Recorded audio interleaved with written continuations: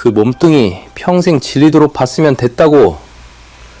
시어머니의 목소리가 병실 복도까지 울려 퍼졌어요.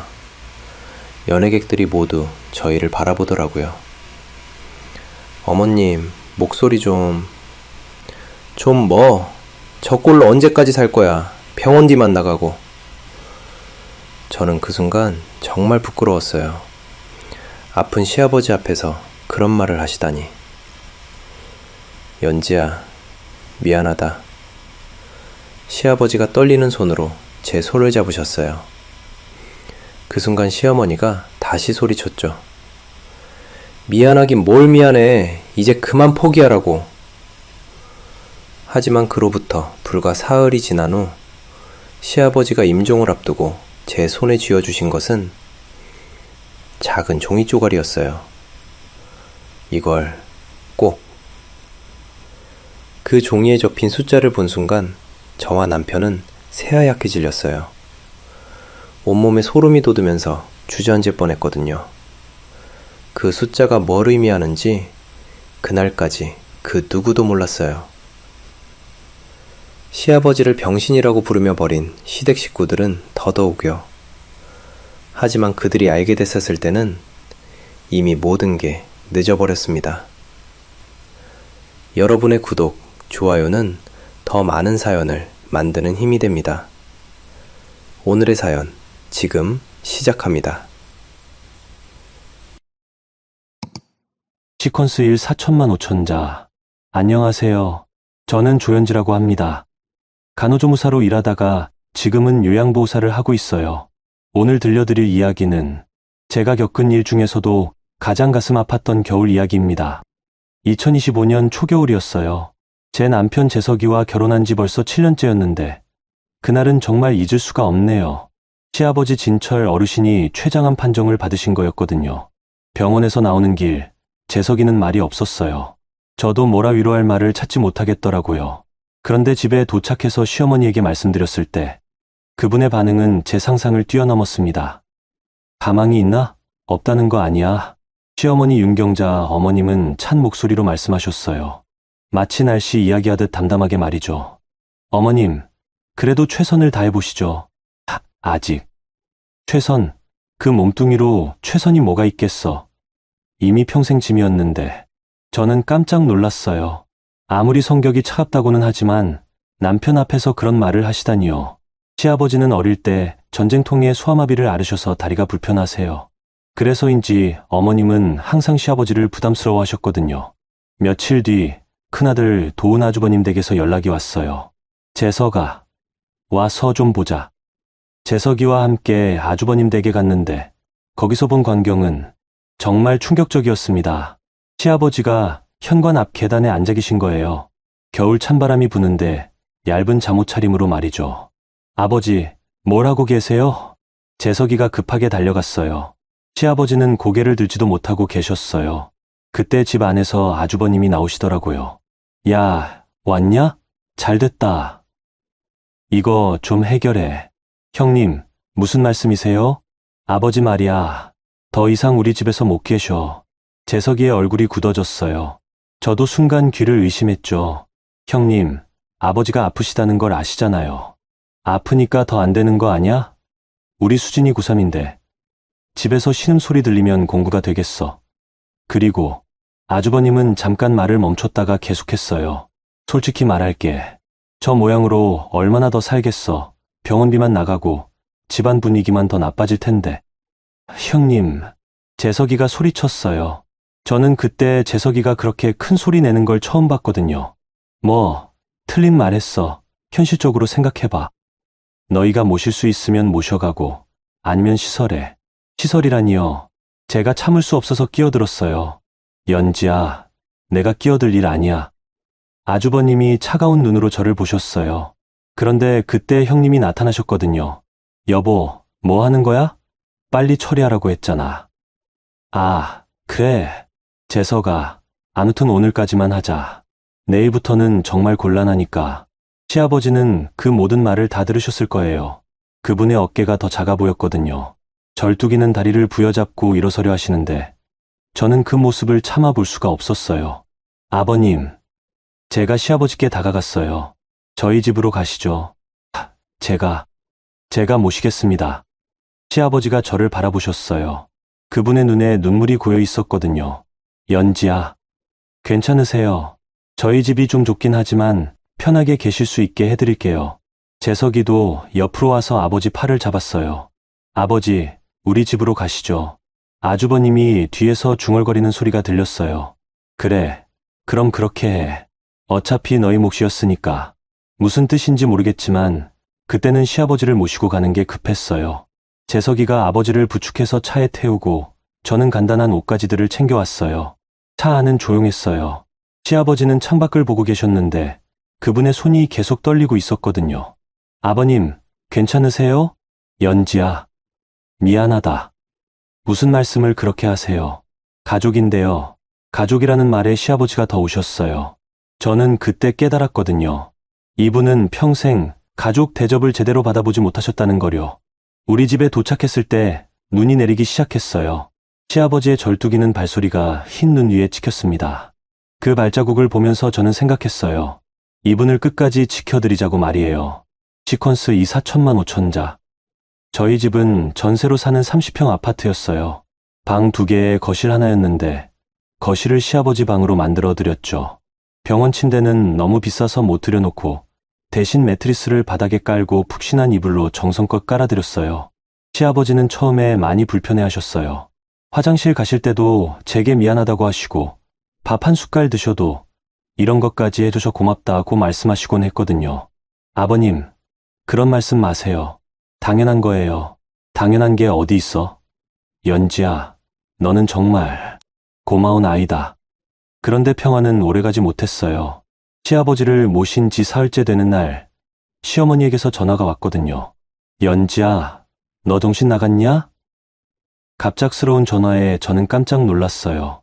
어머님, 무슨 말씀이세요? 그 몸뚱이를 내가 왜 모시고 가? 시설에 보내면 되는 걸. 어머님, 아니 도대체 몇 년을 더 모실 거야? 재석이 월급으로 병원비까지 대면서? 너도 일 그만둬야 할 거 아냐? 시어머니는 계속해서 쏟아내셨어요. 마치 화풀이 하듯 말이죠. 그리고 말이야, 연지야.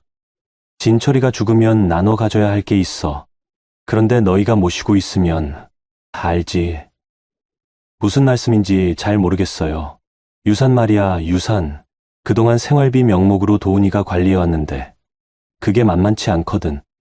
그런데 너희가 그 몸뚱이 모신다고 해서 그걸 다 가져가려는 건 아니지. 저는 순간 말이 막혔어요. 시어머니가 이런 분이신 줄 몰랐거든요. 어머님, 저는 그런 생각 없습니다. 그저 아버님이. 없긴 뭘 없어. 너희도 전세 살면서 돈 모으기 힘들잖아. 솔직히 말해. 그래서 그 병신을 데려간 거 아니야? 병신이라는 말에 저는 정말 충격을 받았어요. 그게 며느리가 시아버지에게 할 말인가요? 어머님, 그런 말씀 하시면 안 됩니다. 왜 안 돼? 사실대로 말한 건데. 나는 그 몸뚱이 평생 봤으면 됐어. 이제 너희가 좀 봐. 대신 유산 관련해서는 나중에 따져보자고. 그리고는 전화를 끊어버리셨어요. 저는 한동안 그 자리에 서 있을 수밖에 없었어요. 시아버지는 거실에서 그 통화를 다 들으셨을 거예요. 제가 거실로 가보니 이불을 목까지 끌어올리고 누워 계셨거든요. 혹시 주무시나 해서 조용히 다가갔는데 눈이 떠져 있었어요. 아버님, 연지야, 미안해. 내가 짐이구나. 아버님, 그런 말씀 마세요. 아니야, 맞는 말이야. 나는 평생 남의 짐이었어. 시아버지가 천천히 일어나셨어요. 그리고는 창문 쪽을 바라보시더라고요. 젊을 때는 그래도 일을 할 수 있어서 새벽에 시장에 나가서 짐도 나르고 청소도 하고 그렇게라도 가족을 먹여 살렸는데 그제서야 저는 시아버지의 과거를 제대로 들었어요. 다리가 불편하셔도 평생 가족을 위해 일하셨던 거죠. 도훈이 대학 등록금도 내가 벌어서 냈고 재석이 결혼자금도 내가 모아준 거야. 그런데 이제는 시아버지의 목소리가 떨렸어요. 이제는 정말 아무 쓸모없는 짐이 됐구나. 아버님, 그런 말씀 절대 하지 마세요. 아버님은 짐이 아니에요. 그런데 그때 현관에서 소리가 났어요. 재석이가 퇴근한 거였죠. 그런데 재석이 혼자가 아니었어요. 아주버님 부부가 함께 왔더라고요. 안녕하세요. 형님이 인사를 하시더니 바로 거실로 향했어요. 아버님, 몸은 좀 어떠세요? 겉으로는 안부를 묻는 것 같았는데 뭔가 느낌이 이상했어요. 괜찮다. 시아버지가 짧게 대답하셨어요. 그나저나 재석아. 아주버님이 재석이를 불렀어요.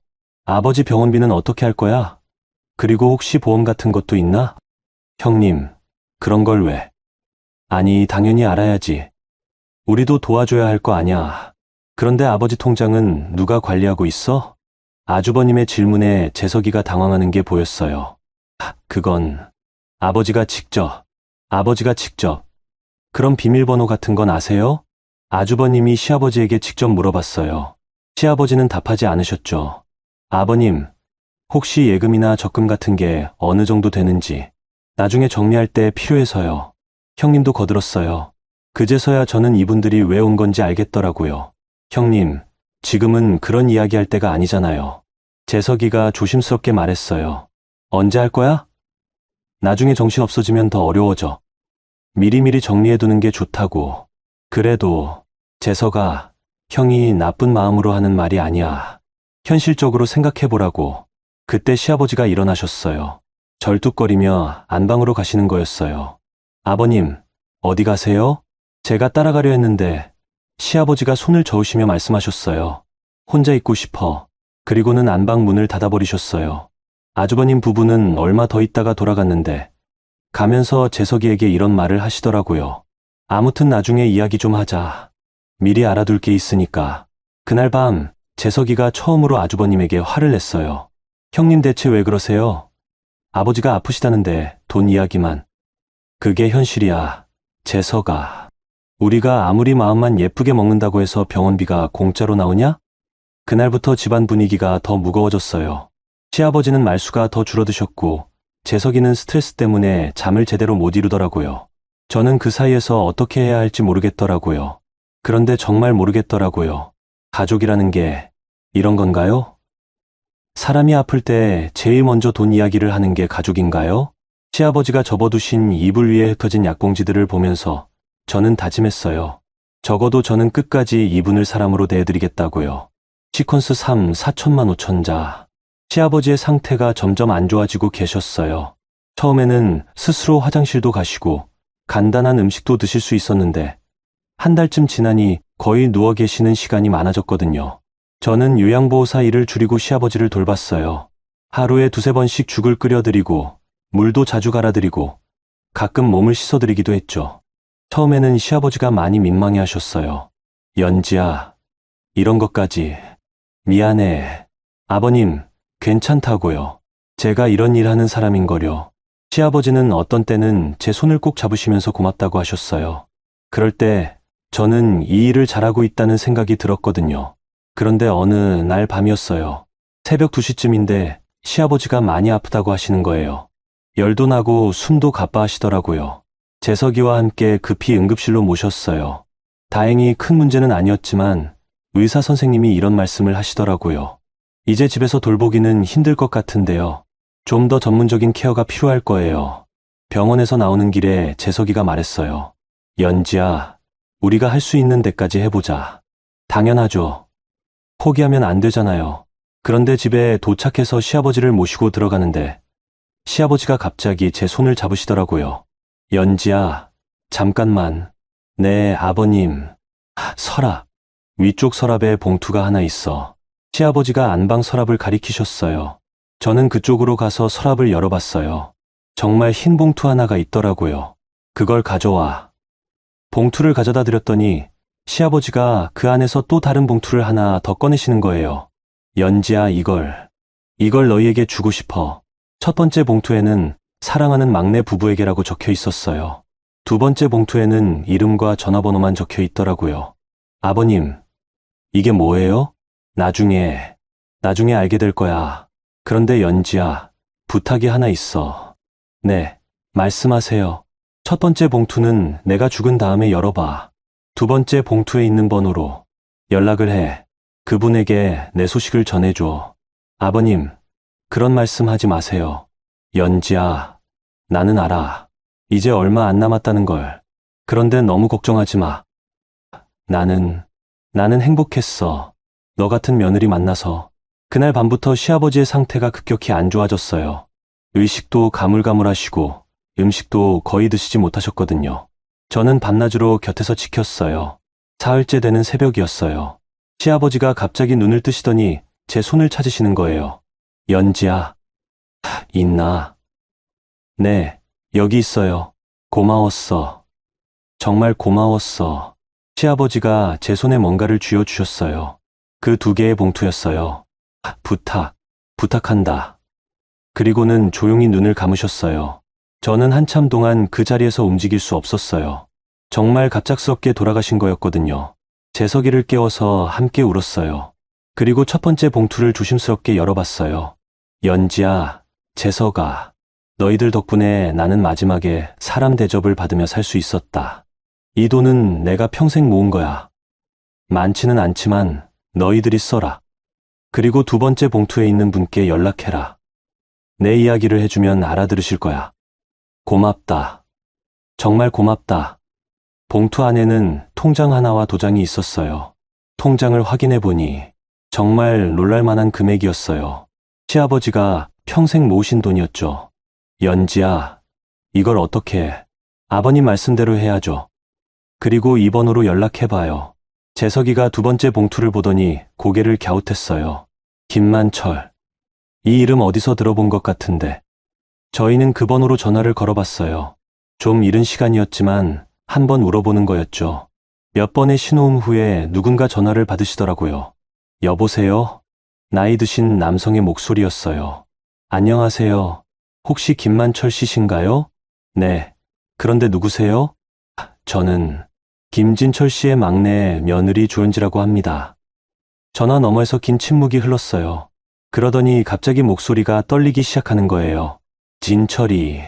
진철이라고 하셨나요? 네, 그런데 잠깐만요. 혹시 다리가 불편하신 분인가요? 네, 맞습니다. 어디 계세요? 제가 지금 당장 가겠습니다. 그분의 목소리에서 울음이 섞여 나왔어요. 몇 시간 후 검은 세단 한 대가 저희 아파트 앞에 섰어요. 거기서 지팡이를 짚은 노인분이 내리시더라고요. 뒤에서는 양복 입은 분들이 함께 따라오셨고요. 혹시 연지 씨인가요? 네, 맞습니다. 저는 김만철입니다. 진철이의 형입니다. 형이라고 하시는 순간 저는 깨달았어요. 시아버지가 왜 그분에게 연락하라고 하셨는지를요. 만철 어르신은 시아버지 영정사진을 보시더니 그 자리에서 무너지셨어요. 동생아, 형이 늦었다. 정말 늦었다. 그분이 우시는 모습을 보면서 저는 이제 뭔가 큰 일이 벌어질 거라는 걸 느꼈어요. 시아버지를 그렇게 업신여겼던 가족들이 이 사실을 알면 어떻게 될까요? 만철 어르신은 저희에게 이런 말씀을 하셨어요. 진철이 장례는 제가 치겠습니다. 그리고 이 집안에서 내 동생을 어떻게 대했는지 다 알아보겠어요.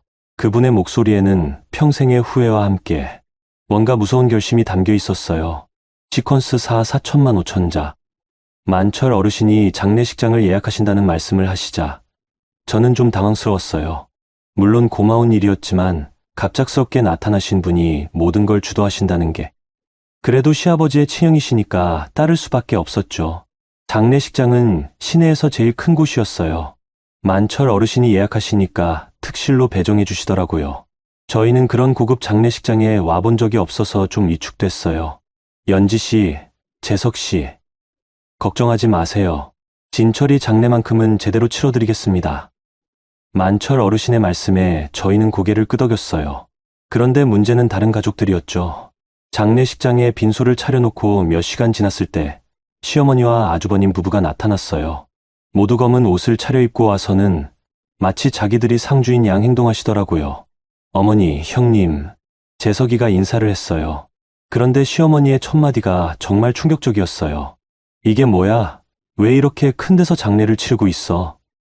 어머님, 만철 삼촌께서 만철이 누군데? 시어머니가 눈을 크게 뜨셨어요. 그때 만철 어르신이 상복을 입고 나타나시더라고요. 안녕하십니까? 저는 김만철입니다. 만철 어르신이 정중하게 인사하셨어요. 그런데 아주버님이 어리둥절한 표정으로 물어보시더라고요. 죄송한데, 누구시죠? 진철이의 형입니다. 그 순간 장례식장 안이 조용해졌어요. 시어머니와 아주버님 부부의 얼굴이 하얗게 변했거든요. 형이라고 하셨나요? 시어머니가 떨리는 목소리로 물어보셨어요. 네, 70년 넘게 찾아 헤맸습니다. 전쟁통에 동생 손을 놓친 이후로요. 만철 어르신의 설명에 모든 게 이해됐어요. 시아버지가 왜 그분에게 연락하라고 하셨는지, 왜 끝까지 아무 말씀 안 하셨는지. 그런데 아주버님이 갑자기 이상한 말을 하시더라고요. 아, 그렇다면 혹시 아버지 유산 관련해서 도훈아, 재석이가 소리쳤어요. 지금 뭔 소리야?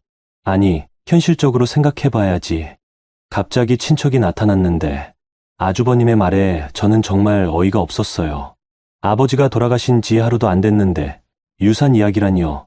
그때 형님도 거들었어요. 그러게요. 아무리 친형이라고 해도 지금까지 연락도 안 됐던 분이시잖아요. 갑자기 나타나셔서 장례까지 주관하시겠다는 게.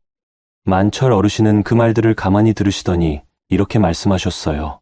유산 말씀하시는 거죠? 좋습니다. 한번 정리해봅시다. 그리고는 비서인 듯한 분을 부르셨어요. 김 비서, 준비해온 자료 좀 가져와. 잠시 후 그 비서분이 서류 뭉치를 가져왔어요.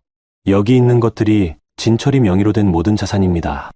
예금, 적금, 보험, 그리고 여기 이상한 게 하나 있네요. 만철 어르신이 서류 한 장을 들어 보이셨어요. 도훈 씨 명의로 매달 생활비가 인출되고 있는데 금액이 꽤 크네요. 그런데 진철이는 연지 씨 댁에서 살았다고 하던데 아주버님의 얼굴이 빨갛게 변했어요. 그건 아버지가 저희에게 맡기셨던 거예요. 맡기셨다고요? 그런데 왜 동생은 작은 집에서 불편하게 지내셨을까요? 만철 어르신의 목소리가 차가워졌어요. 그리고 여기 또 재미있는 게 있네요. 진철이가 입원했을 때 의료비 내역인데 대부분 연지 씨 앞으로 결제되어 있어요. 생활비를 받아가신 분이 왜 의료비는 안 내셨을까요? 아주버님이 말문이 막혔어요. 시어머니도 얼굴이 하얗게 질렸고요. 그때 만철 어르신이 결정적인 말씀을 하셨어요. 그런데 더 가관인 건 진철이를 대문 밖으로 내쫓았다는 이야기를 들었습니다. 아픈 사람을, 가족이, 그건 오해입니다. 저희가 여건이 안 돼서 아주버님이 변명하려 했지만 만철 어르신이 손을 들어 막으셨어요. 됐습니다. 이제 그런 변명들을 필요 없어요. 진철이 장례는 제가 치를 거고 모든 절차도 제가 진행하겠습니다. 하지만은 없습니다. 만철 어르신이 단호하게 말씀하셨어요. 그때 어디선가 정장 입은 분들이 나타났어요. 경호원들 같았어요. 잠깐, 이게 뭐야? 아주버님이 당황하며 소리쳤어요. 진철이를 그렇게 대한 사람들이 여기서 뭐 하는 건지 모르겠네요. 만철 어르신이 경호원들에게 눈짓을 하셨어요. 나가세요. 뭐라고요?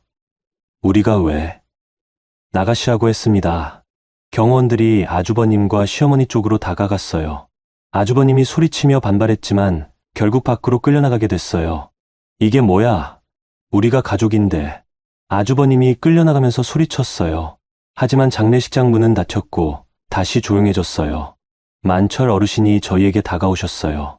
연지 씨, 재석 씨, 미안합니다. 이런 모습을 보여드려서. 아니에요. 저희야말로. 진철이 마지막은 편안하게 보내드려야죠. 그런 사람들 때문에 시끄럽게 할 수는 없어요. 그분의 목소리에는 70년 넘게 쌓인 그리움과 그리고 동생을 지키지 못했다는 후회가 가득했어요. 동생 장례는 내가 치른다고 했잖아요. 만철 어르신이 시아버지 영정사진을 바라보시며 중얼거리셨어요. 그 모습을 보면서 저는 확신했어요. 이제 모든 게 바뀔 거라는 거요. 저희가 모르는 큰 힘이 시아버지를 지키기 위해 움직이기 시작했거든요. 여러분, 여기까지 이야기 어떠셨어요? 아픈 아버지를 대문 밖으로 내쫓던 가족들이 갑작스럽게 나타난 회장님 때문에 장례식장에서 쫓겨나는 모습. 조금은 속이 시원하셨을 것 같아요. 하지만 이건 시작에 불과합니다. 70년 넘게 동생을 찾아 헤맨 형의 마음이 어떤 파장을 일으킬지. 그럼 여러분, 다음 이야기도 계속 들어봐 주세요. 시퀀스 5 4천만 5천자. 만철 어르신은 장례식장에서 그 소동이 있은 후 저희를 따로 불러서 앉히시더라고요. 그리고는 오랫동안 시아버지 영정 사진을 바라보시다가 천천히 입을 여셨어요. 연지 씨, 재석 씨, 제가 진철이에 대한 이야기를 좀 해드려야겠어요. 그래야 여러분도 이해하실 거예요. 만철 어르신의 목소리가 떨리고 있었어요. 1951년 1월 4일이었습니다. 인민군이 다시 남하하면서 서울이 위험해졌죠. 우리 가족도 피란을 떠나야 했어요. 어르신은 멀리 있는 뭔가를 바라보시듯 말씀을 이어가셨어요. 그때 진철이는 겨우 5살이었어요. 저는 12살이었고 부모님은 진철이가 태어날 때부터 다리가 좀 불편하다는 걸 아셨지만 전쟁통에 제대로 치료받을 기회가 없었죠. 1.4 후퇴 때 말씀이시군요. 재석이가 조심스럽게 말했어요. 네, 맞습니다. 서울역에는 정말 많은 사람들이 몰려 있었어요. 기차를 타려는 사람들로 아수라장이었죠. 부모님은 짐을 챙기시고 저는 진철이 손을 꼭 잡고 있었어요. 만철 어르신의 눈에서 눈물이 흘렀어요. 그런데 갑자기 인파가 밀려오면서 진철이 손이 제 손에서 빠져버린 거예요. 형, 형 하고 부르는 소리가 들렸는데 어르신은 잠시 말을 멈추셨어요. 너무 힘드신 것 같았거든요. 저는 진철이를 찾으려고 했어요. 하지만 부모님이 제 손을 잡고 그냥 기차에 태우시더라고요. 나중에 찾으면 된다고, 지금은 살아야 한다고 하시면서 그때 이후로 쭉 못 만나신 건가요? 제가 물어봤어요. 네. 그날 이후로 70년 넘게 찾아 헤맸어요. 전쟁이 끝나고 나서도 제가 사업을 하게 된 이후에도 계속 사람들을 고용해서 찾아다녔어요. 만철 어르신은 주머니에서 낡은 사진 한 장을 꺼내셨어요. 어린 두 형제가 함께 찍힌 사진이었어요. 이게 마지막으로 함께 찍은 사진이에요. 1950년 여름이었죠. 사진 속의 어린 시아버지는 형 어깨에 기대어 환하게 웃고 있었어요. 지금의 힘든 모습과는 너무 다른 모습이었죠. 그런데 2년 전이었어요. 제가 고용한 흥신소에서 연락이 온 거죠. 김진철이라는 이름으로 살고 있는 사람을 찾았다고. 그때부터 아셨던 건가요? 네. 하지만 제가 바로 연락드리지는 못했어요. 왜요? 진철이가 어떻게 살고 있는지 먼저 알아봤거든요. 그런데 만철 어르신의 목소리가 더 떨렸어요. 가족들이 그 애를 어떻게 대하는지 알게 됐어요. 병신, 짐이라고 부르면서 사람 취급도 안 하더라고요. 저는 가슴이 아팠어요. 시아버지가 그런 대우를 받으시면서도 혼자 참고 계셨던 거구나 싶어서요. 그래서 조심스럽게 접근하려고 했어요. 갑자기 나타나서 진철이를 더 힘들게 할까봐. 그런데 왜 시아버지께 직접 말씀 안 드리셨어요? 재석이가 물어봤어요. 사실은 진철이도 저를 알고 있었어요. 네. 2년 전에 한 번 마주친 적이 있거든요. 시장에서 우연히. 그때 진철이가 저를 알아보더라고요. 형님? 이라고 부르면서 만철 어르신이 울음을 터뜨리셨어요. 그런데 진철이가 뭐라고 했는지 아세요? 형님, 저 안 보신 척 해주세요라고 하더라고요. 왜요? 지금 나타나시면 가족들이 형님한테까지 피해를 드릴까봐. 그러더라고요. 마지막까지 남을 걱정하는 애였어요. 저는 그제서야 이해했어요. 시아버지가 왜 그 봉투에 만철 어르신 연락처를 적어 놓으셨는지, 왜 돌아가시기 전까지 아무 말씀 안 하셨는지. 진철이는 자기가 형에게 짐이 될까봐 걱정했던 거구나. 만철 어르신이 고개를 끄덕이셨어요. 그래서 저는 멀리서 지켜보기만 했어요. 가끔 병원비가 부족하면 익명으로 도와주기도 하고. 그런데 결국 이렇게 됐네요. 만철 어르신이 시아버지 영정사진을 바라보시며 말씀하셨어요.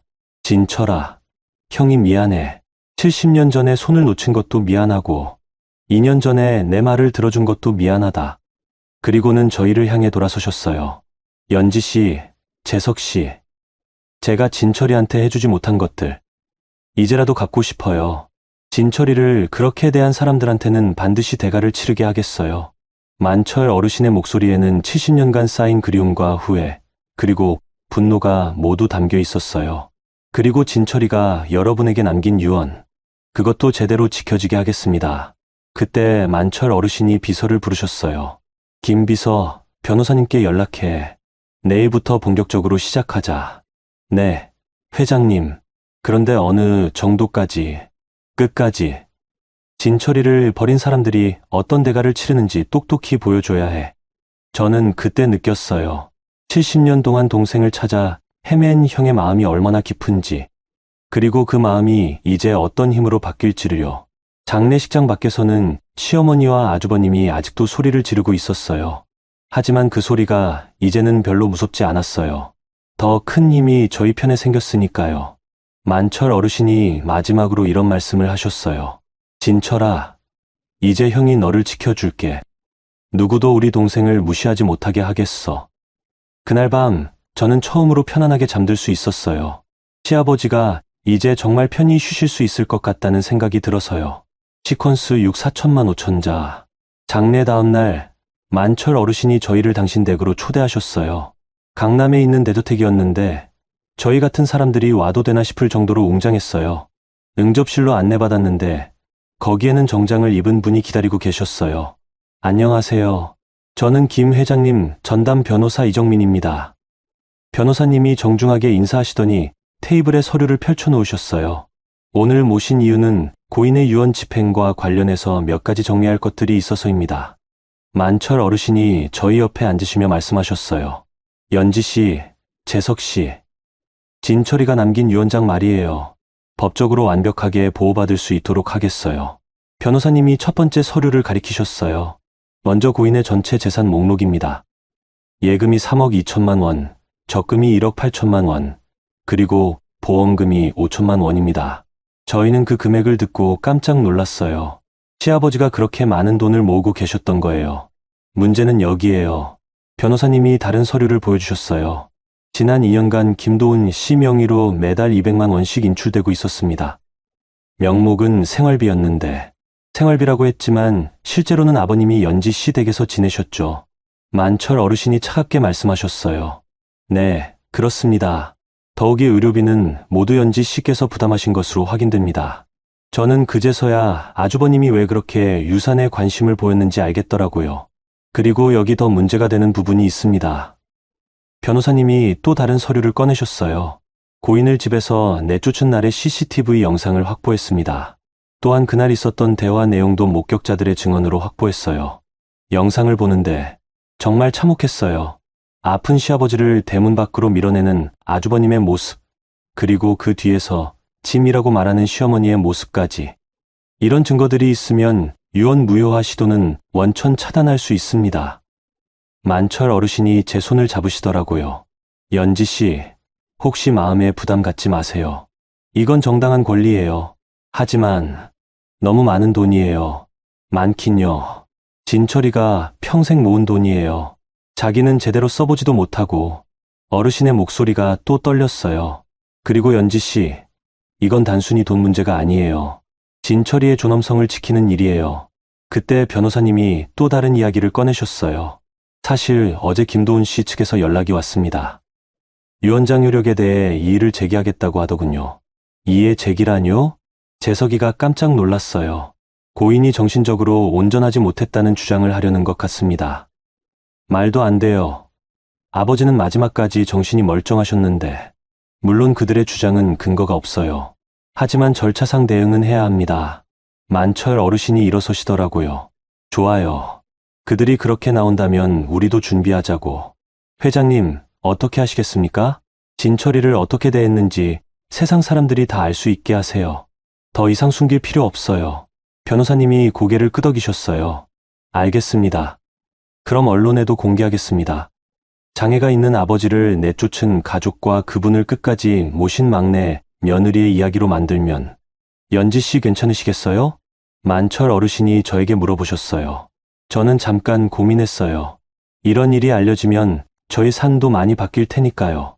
하지만 시아버지를 생각하니까 답이 나왔어요. 괜찮아요. 아버님이 어떤 분이셨는지 사람들이 알았으면 좋겠어요. 만철 어르신이 제 손을 꼭 잡으시더라고요. 고마워요, 연지 씨. 진철이가 정말 좋은 며느리를 만났네요. 그때 비서분이 들어오셨어요. 회장님, 김도훈 씨가 회사로 연락했습니다. 직접 만나고 싶다고 하는데요. 만나고 싶다고? 네, 오해가 있었던 것 같다면서 원만하게 해결하고 싶다고 하더군요. 만철 어르신이 차가운 미소를 지으셨어요. 원만하게 해결하고 싶다고? 이제 와서 어떻게 하시겠습니까? 만나주세요. 듣고 싶네요. 뭔 소리를 할지. 변호사님이 스케줄을 확인하셨어요. 그럼 내일 오후에 약속 잡겠습니다. 그날 저녁 만철 어르신이 저희를 저녁 식사에 초대하셨어요. 정말 고급 한정식이었는데 어르신은 계속 시아버지 이야기를 하셨어요. 진철이가 어렸을 때는 정말 착했어요. 다리가 불편해도 항상 밝게 웃고 형을 잘 따르고 아버님도 어르신 이야기 자주 하셨어요. 형님이 있었으면 하면서요. 재석이가 말하자 어르신이 더 우셨어요. 내가 정말 미안해요. 그때 손을 놓지 말았어야 했는데.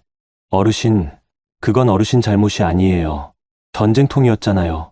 그래도 70년이라는 시간은 너무 길어요. 어르신은 마지막에 이런 말씀을 하셨어요. 연지 씨, 재석 씨, 이제 진철이 대신해서라도 여러분을 제 가족처럼 생각하고 싶어요. 혹시 도움이 필요한 일이 있으면 언제든 말씀해 주세요. 그날 밤 집에 돌아가는 길에 재석이가 말했어요. 연지야, 우리 정말 큰일을 한 건 아닐까? 무슨 말이야? 아버지를 제대로 모신 게 이렇게 큰 복이 될 줄 몰랐어. 저는 고개를 저었어요. 복이 아니야. 당연한 일을 한 거지. 다만 아버님이 이제 편히 쉬실 수 있을 것 같아서 다행이야. 하지만 속으로는 생각했어요. 내일 아주버님이 와서 뭘 어떻게 말할지. 정말 궁금했거든요. 시퀀스 7 4천만 5천자. 다음날 오후 만철 어르신의 회사 응급실에서 만남이 있었어요. 저와 재석이도 함께 자리했고 아주버님과 형님 그리고 시어머니까지 오셨더라고요. 세 분 다 평소와는 달리 정중한 모습이었어요. 특히 아주버님은 깍듯하게 인사까지 하시더라고요. 안녕하십니다. 저는 김도훈이라고 합니다. 만철 어르신은 차갑게 앉아 계시기만 했어요. 앉으세요. 다들 앉고 나서 아주버님이 먼저 입을 열었어요. 사실 저희가 온 이유는 어제 있었던 일에 대해서 사과드리고 싶어서입니다. 사과요? 네. 저희가 너무 감정적이었던 것 같아요. 갑작스럽게 친척분이 나타나시니까 당황해서 형님도 거들었어요. 맞아요. 저희도 아버님을 정말 모시고 싶었는데 여건이 안 돼서. 만철 어르신이 그 말을 가만히 듣고 계시더니 이렇게 말씀하셨어요. 여건이 안 됐다고 하셨나요? 네. 그래서 어쩔 수 없이. 그런데 매달 200만 원씩은 어떻게 인출하셨을까요? 그 순간 자리가 조용해졌어요. 아주버님의 얼굴이 굳어졌거든요. 그건 아버지가 저희에게 맡기신 거였어요. 맡기셨다고요? 증거가 있나요? 변호사님이 서류를 테이블에 올렸어요. 여기 통장 내역이 있습니다. 매달 정기적으로 인출되고 있는데 고인의 서명이나 동의서가 전혀 없네요. 아주버님이 당황하며 말했어요. 그건 아버지가 직접 말씀하셨어요. 구두로요? 그런데 실제 생활비는 왜 연지 씨가 부담하셨을까요? 시어머니가 끼어들었어요. 그건 연지가 자처해서 한 일이에요. 저희는 시설로 보내려고 했는데. 시설로 보내려고요? 만철 어르신의 목소리가 차가워졌어요. 가족을 시설로 보내려고 하면서 그분의 돈은 매달 인출하셨다는 말씀인가요? 그때 형수 님이 변명하려고 했어요. 그건 아니고요. 저희도 나름대로 신경 썼어요. 병문안도 가고. 병문안이요? 언제 가셨나요? 변호사님이 또 다른 서류를 꺼냈어요. 병원 출입 기록이 여기 있습니다. 고인이 입원하신 기간 중에 방문 기록이 총 2번이네요. 반면 연지 씨는 매일. 그건 저희가 바빠서. 아주버님이 변명했지만 만철 어르신이 손을 들어 막았어요. 됐습니다. 그런 변명은 그만 들어도 될 것 같고요. 어르신이 영상 파일이 든 태블릿을 테이블에 올렸어요. 이걸 한번 보시죠. CCTV 영상이 재생됐어요. 시아버지를 대문 밖으로 내보내는 그 장면이었죠. 영상에서 아주버님의 목소리가 선명하게 들렸어요. 아버지, 더 이상 우리 집에서 못 계셔. 저 모양으로 얼마나 더 살겠어? 그리고 시어머니의 목소리도 나왔어요. 그 병신 때문에 수진이 공부 못하잖아. 영상이 끝나자 자리는 완전히 조용해졌어요. 시어머니와 아주버님의 얼굴이 하얗게 변했거든요. 이게 여러분이 말하는 나름대로 신경 쓴 모습인가요? 만철 어르신의 목소리에는 분노가 가득했어요. 그리고 병신이라는 표현. 이게 가족이 할 말인가요? 시어머니가 떨리는 목소리로 말했어요. 그건 제가 너무 화가 나서요? 아픈 가족을 보고 화가 났다는 말씀인가요? 그때 아주버님이 갑자기 일어났어요. 아니, 이건 너무하잖아요. 우리도 나름대로요? 만철 어르신도 일어나셨어요. 70년 동안 제가 찾아 헤맨 내 동생을 여러분은 짐이라고 했어요. 병신이라고 했고요. 그런 사람들이 지금 와서 나름대로 신경 썼다고요? 어르신의 목소리가 크게 울렸어요. 진철이는 여러분이 생각하는 것만큼 약한 사람이 아니었어요. 전쟁통에 형 손을 놓쳤어도, 다리가 불편해도 혼자 힘으로 가정을 일궈왔어요. 만철 어르신이 또 다른 서류를 꺼내셨어요. 진철이가 젊을 때 직업이 뭐였는지 아세요? 새벽 시장에서 집 나르는 일부터 시작해서 청소, 경비, 택시 운전. 못 해본 일이 없었어요. 시어머니가 고개를 숙였어요. 그리고 그렇게 번 돈으로 도훈 씨 대학 보내고 재석 씨 결혼시키고 여러분은 그런 분을 짐이라고 했어요. 아주버님이 변명하려고 했어요. 하지만 마지막에는 정말 돌보기 힘들어서요. 그럼 왜 그분의 돈은 계속 가져갔나요? 변호사님이 마지막 증거를 제시했어요. 여기 통화 녹음도 있습니다. 윤경자 씨가 연지 씨에게 한 전화 내용이에요. 스피커에서 시어머니의 목소리가 흘러나왔어요. 그 병신을 내가 왜 모시고 가? 시설에 보내면 되는 걸. 그 몸뚱이 평생 봤으면 됐어. 녹음이 끝나자 시어머니가 완전히 무너졌어요. 저는 그냥이요? 이게 그냥인가요? 만철 어르신이 마지막으로 이렇게 말씀하셨어요. 이제 그만 나가세요. 더 이상 진철이 가족 행세하지 마시고요. 아주버님이 마지막으로 소리쳤어요. 우리가 가족이에요. 법적으로요? 좋아요. 그럼 법으로 해결합시다. 변호사님이 일어났어요. 내일부터 횡령, 유기, 정신적 피해에 대한 민형사 고발을 진행하겠습니다. 그들은 결국 아무 말도 못하고 나가야 했어요. 시어머니는 울면서 아주버님은 분노로 얼굴이 빨개진 채로요. 만철 어르신이 저희에게 돌아서서 말씀하셨어요. 연지 씨, 재석 씨, 이제 정말 끝났어요. 진철이를 무시한 사람들의 시대는 끝났습니다. 그날 시아버지의 명예가 완전히 회복되는 걸 보면서 저는 눈물이 났어요. 살아계실 때 못 받으신 대접을 이제라도 받으시는 것 같아서요. 시퀀스 8 4천만 5천자. 그로부터 한 달 후 모든 법적 절차가 마무리됐어요. 시아버지의 유산은 유언장대로 모두 저희에게 상속됐고 아주버님은 횡령 혐의로 기소됐어요. 시어머니는 법정에서 공개 사과를 해야 했고요. 하지만 정작 중요한 건 그게 아니었어요. 만철 어르신이 저희를 다시 부르셨거든요. 연지 씨, 재석 씨, 진철이 일은 이제 정리됐지만 제가 여러분께 드리고 싶은 게 있어요. 어르신이 저희를 차에 태워서 어디론가 데려가셨어요. 도착한 곳은 저희가 살던 아파트 단지였어요. 어르신, 왜 여기로? 잠깐만 따라와 보세요. 어르신이 저희를 아파트 관리사무소로 안내하셨어요. 거기서 만난 관리소장님이 이런 말씀을 하시더라고요. 연지 씨, 축하드립니다. 이제 이 집 주인이 되셨네요. 네. 무슨 말씀이세요? 관리소장님이 서류를 보여주셨어요. 저희가 살던 전세집이 만철 어르신 명의로 매입되어 있었고 그게 저희에게 증여된다는 내용이었어요. 어르신, 이건 너무... 아니에요. 이 정도는 해드려야죠. 만철 어르신이 저희 집 열쇠를 건네주시며 말씀하셨어요.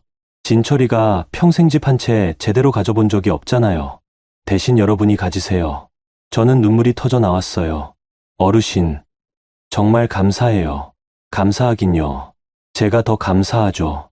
진철이 마지막을 지켜주셔서 집으로 들어가니 거실에 시아버지 영정사진이 그대로 있었어요. 만철 어르신이 그 사진 앞에 무릎을 꿇고 앉으셨어요. 진철아, 형이 약속 지켰어. 너를 무시한 사람들 다 혼내줬어. 어르신이 시아버지 사진을 쓰다듬으시며 말씀하셨어요. 그리고 너 같은 며느리랑 아들 만난 것도 정말 다행이야. 그때 어르신이 저희를 불러 앉히셨어요. 연지 씨, 재석 씨, 제가 마지막으로 부탁드리고 싶은 게 있어요. 네, 말씀하세요. 저한테는 자식이 없어요. 평생 진철이만 찾아 살았거든요. 그런데 이제 진철이도 없고 어르신의 목소리가 쓸쓸했어요. 혹시 괜찮으시다면 가끔 안부라도 물어봐도 될까요? 진철이 가족이니까 제 가족이기도 하잖아요. 재석이가 먼저 대답했어요. 어르신, 저희야말로 고마우죠. 앞으로 자주 뵙겠습니다. 정말요? 네, 아버지도 그걸 원하셨을 거예요. 어르신이 환하게 웃으셨어요. 그 순간 정말 어린아이 같아 보이셨어요. 며칠 후, 저희는 시아버지 유언장에 적힌 대로 그분이 원하시던 자선단체에 기부를 했어요. 장애인 복지 관련 단체였어요. 아마 시아버지 나름대로의 마지막 뜻이었을 거예요. 그리고 저는 요양보호사 일을 계속하기로 했어요. 시아버지를 모시면서 느낀 게 많았거든요. 혼자 계신 노인분들이 얼마나 외로워하시는지, 가족들에게 얼마나 상처받으시는지. 연지야, 힘들지 않을까? 재석이가 걱정했어요. 괜찮아. 이게 내가 할 수 있는 일인 것 같아. 만철 어르신도 저희 결정을 지지해 주셨어요. 진철이 며느리답네요. 그런 마음 가진 사람이 있어서 세상이 조금이라도 따뜻해지는 것 같아요. 어느 날 저녁 저는 시아버지 사진 앞에 앉아서 이야기했어요. 아버님, 이제 편히 쉬셔도 될 것 같아요. 어르신께서 원하셨던 대로 저희가 사람 대접받으면서 잘 살고 있어요. 사진 속 시아버지가 미소 짓고 계신 것 같았어요. 그리고 만철 삼촌도 이제 외롭지 않으실 거예요. 저희가 자주 찾아뵐 테니까요. 밖에서 눈이 내리기 시작했어요. 시아버지가 저희 집에 처음 오셨던 그날처럼요. 하지만 이제는 슬픈 눈이 아니었어요. 새로운 시작을 알리는 따뜻한 눈이었거든요. 재석이가 제 어깨에 손을 올렸어요. 연지야, 우리 잘했지? 응, 잘했어. 아버지도 기뻐하실까? 당연하지. 마지막에 정말 사람 대접 받으셨잖아. 그날 밤, 저희는 처음으로 우리 집에서 편안하게 잠들었어요. 시아버지의 축복 속에서요. 몇 달 후, 만철 어르신이 저희 집에 놀러 오셨을 때 이런 말씀을 하셨어요. 연지야, 내가 70년 동안 진철이를 찾아다닌 게 바로 이 순간을 위해서였나 봐. 무슨 말씀이세요? 진철이가 정말 좋은 사람들 만나서 행복하게 마지막을 보냈다는 걸 확인하려고 말이야.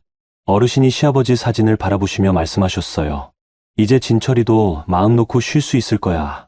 세상에서 제일 좋은 가족들이 지켜주고 있으니까. 저는 그때 깨달았어요. 진정한 가족이 뭔지를요. 혈연이나 의무가 아니라 진심으로 서로를 아끼고 지켜주는 사람들이 바로 가족이라는 거요. 그리고 시아버지는 마지막에 그런 가족을 만나셨던 거죠. 여러분, 오늘 이야기 어떠셨어요? 처음에는 정말 가슴 아팠죠. 아픈 아버지를 대문 밖으로 내쫓는 가족들을 보면서 어떻게 저럴 수가 있을까 생각하셨을 거예요. 저도 이 이야기를 준비하면서 마음이 많이 아팠거든요. 하지만 연지 씨 같은 사람이 있어서 다행이었어요. 세상에는 여전히 따뜻한 마음을 가진 사람들이 있다는 걸 보여줬으니까요. 조건 없이, 계산 없이 그냥 사람을 사람으로 대해주는 마음 말이에요. 그리고 70년 넘게 동생을 찾아 헤맨 만철 어르신의 형제에도 정말 감동적이었어요. 세월이 아무리 흘러도 변하지 않는 것들이 있다는 걸 보여주셨죠. 결국 이 이야기는 단순한 복수극이 아니라 사람의 존엄성에 관한 이야기였던 것 같아요. 누구나 나이가 들고 몸이 불편해질 수 있어요. 그때 우리가 어떤 선택을 하느냐, 그게 우리가 어떤 사람인지를 보여주는 거겠죠? 여러분도 살아가시면서 다양한 선택의 순간들을 만나실 거예요. 쉬운 길과 어려운 길, 이익이 되는 길과 마음이 편한 길. 그럴 때 연지 씨처럼 따뜻한 선택을 하실 수 있으면 좋겠어요. 그런 작은 선택들이 모여서 세상을 조금씩 더 따뜻하게 만드는 거니까요. 오늘 이야기가 여러분의 마음에도 작은 위로와 지혜가 되었으면 좋겠습니다. 구독과 좋아요 부탁드립니다.